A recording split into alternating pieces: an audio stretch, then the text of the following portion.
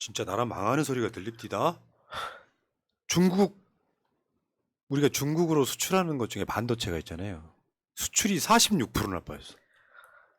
그냥 어느 정도 위치냐면 중국이 한국과 차지하는 비중이 누구나 다 알지만 대략 25% 25%. 원저리에 수입 수출 다 대부분 24. 24점 20 예. 이렇게 나온단 말이야.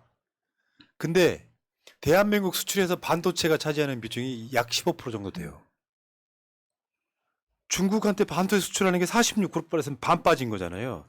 일반적으로 이 정도가 빠지면 달리 말하면 망한 겁니다. 이게 일시적이어야 되는데 만약에 이게 추세죠. 계속 끝나면 그냥 망한 거예요. 그러면 반도체 수출 비중이 대한민국 수출 비중에서 15%이던 게 10% 밑으로 내려갈 거예요. 중국 말고도 다른 나라 수출하는 데가 있을 테니까 이 과정으로 거칠 거라고 보는 거죠. 자, 지금 저 그래프 하나 보여주세요. 왼쪽에 수출입 추이는 별로 보실 게 없는데 반도체 수출액 추이를 한번 보세요. 그래프가 전체적으로 보면 쭉쭉 내려가고 있잖아요. 근데 여러분 보세요. 이게 어떤 추세인 건 맞아요. 윤석열만의 잘못은 아닌데 윤석열이 갖고 있는 약간 반중 이미지가 분명히 작동하는 게 있고요. 윤석열이 취임한 이후부터 한번 쭉 보세요. 내려가다가 지금 44.5% 빠지면서 그러니까 46% 빠지면서 와 60억 달러까지 내려갔습니다. 최고로 많이 했을 때가 작년에 최고로 많이 했을 때가 131억 달러잖아요. 60억 달러까지 내려갔는데 이게 갑자기 떨어진 게 아니라 추세가 쭉 떨어졌다 보니까 올라간다고 해도 제가 봤을 땐 별 효과가 없는 그렇죠. 정도로 사실상 망했다고 보면 됩니다. 그리고 전 자업자득인 면이 분명히 있다고 생각해요. 지난번 나토 첫 그 순방 때 뭐라고 했습니까? 탈중국을 거의 선언하다시피 하지 않았어요? 그러고 나서 이 후과가 바로 반도체 중국 수출 부진 이걸로 이어지는 건데 이것이 외교를 잘못한 후과죠. 그러니까 저는 외교가 경제라고 생각을 하는데 지난번에 그 윤석열이 IRA 제대로 처리하지 못하면서 현대차를 완전히 박살냈잖아요. 주가적으로도 마찬가지고. 그런데 이번 같은 경우는 반도체 이렇게 급감하면서 삼성전자나 SK 하이닉스 지금 완전히 어닝 쇼크 생겼거든요. 그런데 삼성전자에서 이번에 뭐라고 그랬냐면 그럼에도 불구하고 반도체는 감산하지 않겠다라고 있습니다. 그럼 삼성전자가 결정한 게 뭐냐면 치킨 게임 가겠다라는 거거든요.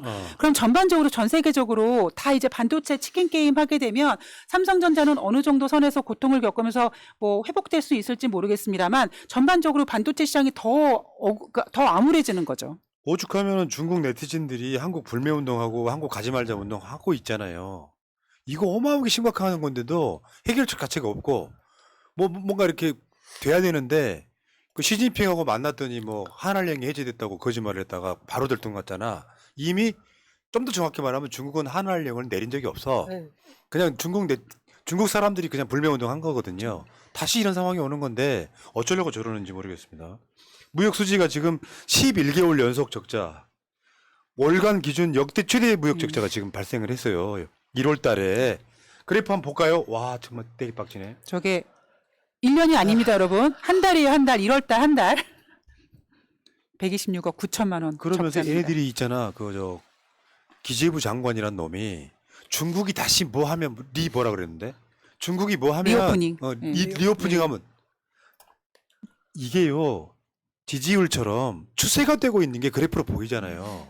그럼 망하는 거지. 무슨 중국이 리오프닝을 하는데 이미 중국 사람들한테는 한국 구매 열기가 식어버렸는데 왜 한국 니들은 미국만 따라해? 정작 먹여주는 건 중국인데. 그래서 일본도 지금 단기 비자 발급 해제했지만 중단을 해제했지만 한국만 지금 단기 비자 발급이 중단되고 있잖아요. 한국 기업인들이 중국에 못 들어가는데 리오프닝 하면 어느 날 갑자기 중국 수출이 많아진답니까? 무역 적자 그래프 한번 보세요. 기함하겠다 진짜. 완전 골 때리는 정권 하나 들어선 거예요 지금. 우리 코로나 방역이 해제되면서 인천공항을 통해서 입국하는 외국인에 대해서도 중국인들에게만 불이익을 했잖아요. 그러니까 이런 부분이 지금 대중 수출로 먹고 살던 나라에서 이게 정부에서 앞장서서 반중 혐오 정서를 일으켰으니 그러니까 어떻게 서로 보면 지금 당연한 결과입니다. 그러니까 한국이랑 중국이랑 서로 출입국하는 국민들에게 서로 맞불 불이익을 작전으로 주고 불이익을 있어요. 주고 있는데 이게 만약에 해지가 되더라도 이미 중국 국민들에게는 그 반한 정서가 이미 지금 차곡차곡 누적이 되고 있는 거죠. 큰일입니다. 이번에 그 IMF가 그 성장률 각국 주요 국가 성장률 이렇게 예상할 때 일본보다 낮아졌다고 엄청 분노했거든요. 이 맥락은요. 이 찍들은 모르는 좋은 정보니까 적어 이것들아. 뭐냐면 일본은 문재인 대통령 때까지만 해도 망하던 나라였어요. 그렇죠. 일본은 어떻게 표현하면 우리가 코로나 대응할 때 쟤네들 아직도 팩스 쓰네라고 했던 정도로 아날로그 사회. 한국은 완전 디지털화 돼가지고 바로바로 실시간으로 막 정보가 올라오던 시절이 있었잖아요. 일본은 20년 동안 월급이 안 올랐다는 얘기를 했고, 일본은 국가 부채가 한 250% 이상 되다 보니까 한 나라 예산 중에 있잖아요. 4분의 1, 25%를 빚감대 썼던 그런 나라예요. 그 완전 망해가는 나라였었는데 그렇다 보니까 중국이 막 고도 성장을 할 때 한국도 나름 이렇게 잘 선방해 가며 성장을 했던 건데 일본은 성장률이 그래서 높지가 않았던 거거든요. 인구가 한국보다 2배 이상이 많은 나라임에도 불구하고 그래서 그런 나라한테 25년 만에 성장률을 역전당한 거예요. 물론 예상치긴 합니다만. 그러니까 친일파들이 들으면 정말 기분 나쁠 소리지만 그 문재인 대통령 때 정말 뭐 이런 증권계나 이런 경제 쪽에서 진짜 이제 일본은 회복이 불가능하다라고 완전히 그냥 결론을 내렸었거든요. 그런데 아주 이상하게 묘하게 윤석열 정부가 들어서면서 일본이 스멀스멀 고개를 들고 있습니다. 너무 속상하죠. 여러분들 이런 것도 한번 생각을 해봐야 돼. 전통적인 대기업들 있잖아요. 현대, 삼성 이런데.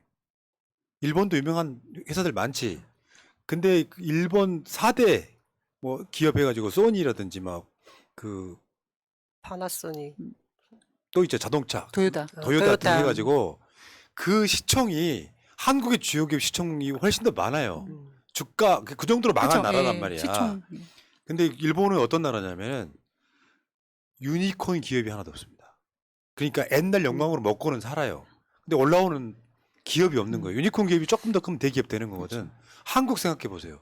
전통 관점에서 삼성이나 LG나 현대나 이런 데만 있는 게 아니잖아요. 우리가 알고 있던 카카오 같은데 네이버. 이런 데가 다 그렇게 올라오는 거거든요. 그러니까 망한 나라한테 지고 있는 건 사실상 이건 미스테리예요. 추세라는 게 있는데 근데 대통령 하나 바뀌니까 이렇게 말아먹는 게 뭐냐면 세계적 흐름이 인 거 맞아. 그랬더니 윤석열이 취임하고 얼마 안 해서 더 스태핑하면 그러잖아. 세계적인 추세라 방도가 없습니다 그랬죠. 그 윤석열이 경제에 도움 안 되는 쪽으로 경제도 미국 안보도 미국으로 가면서 흐름이 완전히 바뀌고 있는 거예요. 그랬더니 나토에 가지 않아도 되는 자가 나토에 갔다 오니까 나토 사무총장이 이제 명세서 들고 와가지고 우크라이나에. 한국도 여기에 도움을 줘야 된다라고 명세서 내밀잖아요. 이란은 지금 그 한국 계좌에 있는 거 동결된 거 주라고 내놓으라고 명세서 하고. 내밀잖아요. 어떻게 하면 좋습니까? 그것만 그렇습니까? 일본한테 납작 엎드리니까 강제 동원 문제는 한국 기업이 돈 내게 만들고 그래서 뭐 사도광산이나 이런 데는 세계 유산으로 만들고 싶어 하고 5월 달에는 방사능 오염수 푸는데 윤석열은 폭발한 적이 없다고 이야기를 하는 자고 총체적으로 봤을 때 윤석열을 끌어내리지 않으면 한국 진짜로 망합니다. 망합니다. 이게 그냥 들으면 진짜 속상하고 열받네라고 할 텐데 딱 이 시점이 되니까 가만히 있어봐 이제 탄핵 리스크가 다 거의 완성이 됐구나 임계점에 이제 왔구나라는 생각이 드네요. 강제동원 한국 기업이 돈 내기 하는 거는 그거 탄핵 사유에 가깝고요. 일본 독도는 우리 땅이라고 외쳐도 사실상 뭐 어줍지 않은 뭐 저 논평 하나 내는 걸로 끝내지 않습니까? 성명 하나 못 내는 나라 이렇게 돼버린 거죠. 아유.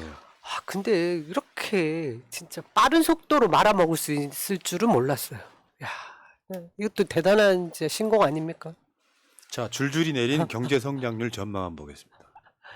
IMF, OECD, ADB 그래프 한번 보세요. 이게 10월 달 전망이나 9월 달 전망에 내년 정도 되면 이러이러한 상황으로 봤을 때 한국이 성장률이 얼마나 될까 얘기를 하는데 그때 전망했던 것보다 다 일제히 낮아졌다고 하는 건 우리 경제에 암울한 요소밖에 없다는 거예요. 저는 저기에 가장 중요한 원인을 그 김진태 사태로 보거든요. 근데 그걸 수습을 제대로 하지 않은 정부잖아요. 심지어 아까 감사원에서 감사도 하지 않겠다라는데 이 책임을 물어야 됩니다. 그러니까 저는 IMF에서 한국 경제 성장률을 1.7%로 하향했는데 제가 조금 더 보자면 저는 1.7%못 나올 거라고 생각합니다. 어려워요. 예, 어려워요. 실제로 1.17% 정도 되면요. 지금 전망치잖아요. 물가 상승률 있잖아. 사실상 마이너스일 가능성이 높아요. 주민들 가처분 소득도 없고. 2019년에 코로나 때문에 문재인 정부가 수십 년 만에, 아니 10몇 년 만에 마이너스 된 적이 있어요. 근데 그게 전 세계에서 가장 높은 성장률이었어요. 맞습니다. 세계적 팬데믹에서. 그러니까 애들이 야 문재인 정부도 마이너스 한 적이 그건 세계 1위였다고. 그리고 이 찍들이 잘 생각하셔야 될 게 뭐냐면 미국 같은 경우도 2022년에 1분기, 2분기에 마이너스 성장을 했거든요. 2분기 연속으로 성장한 걸 이제 기술적 침체라고 했는데 3분기에는 플러스로 전환했고요. 이번 4분기도 GDP가 플러스로 전환됐습니다. 그러니까 지금 전 세계적으로 힘들긴 하지만 그래도 마이너스를 플러스로 전환시키고 있는데 지금 대한민국은 거꾸로 가고 있는 거죠. 확실하게. 야 글로벌 금융위기 때 그게 이명박 때거든요. 2008년 그 전에 1997년에 IMF가 IMF. 있었죠. 글로벌 금융위기 때 적자가 40억 달러. 근데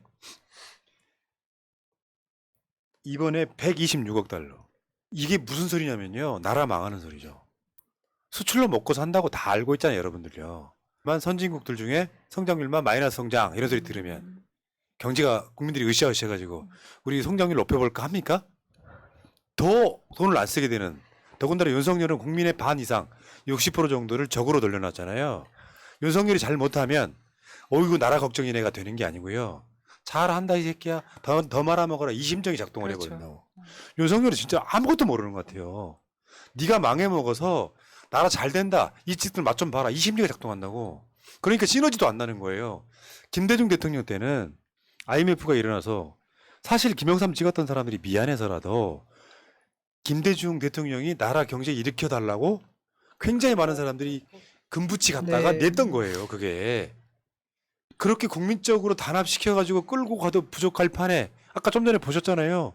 경기도의 지역 앞에 문재인 대통령의 재난지원금을 감사하겠다고 나서는 전 미친놈들이 대한민국 사회에 있고 이렇게 어려운데도 불구하고 박정희 기념관에다가 1200 들여놓고 또 1000억 더 쓰겠다고 하고 대통령실은 다시 리모델링 하겠다고 하고 멀쩡한 청와대 놔두고 나와가지고 천공이 개입해서 대통령실 옮기고 관저 멀쩡하던 것 예산까지 책정됐는데 관저를 육참총장 공간에서 외교부 장관 공간으로 옮기고 그렇게도 거짓말하면서 국민들이 가스비 엄청나게 나오는 폭탄 문재인 정부 탓이라고 거짓말하고 사람들이 화를 내니까 돈 찔끔 줄게라고 하고 이런 정권이 지금 대한민국 사회에 대통령으로 와 있다는 거죠.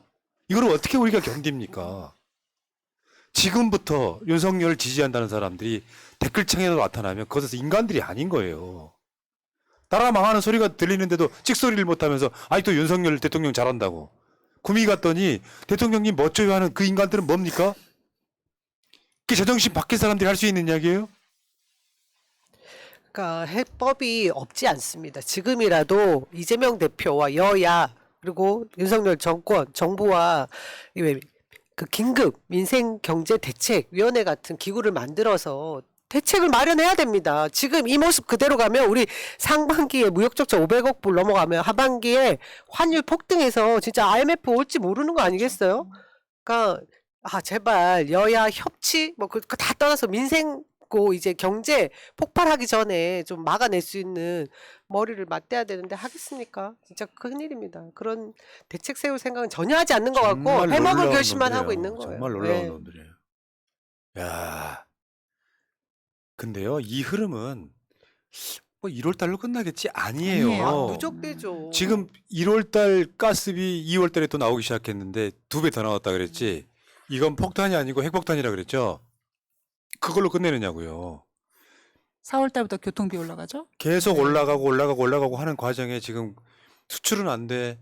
내수도 안 돼. 월급 안 올라서 쓸 돈은 없어. 그러면 그게 망하는 거지 뭐예요. 빚만 쌓여. 망한다는 게 길거리에 나앉는 게 망하는 게 아니고요.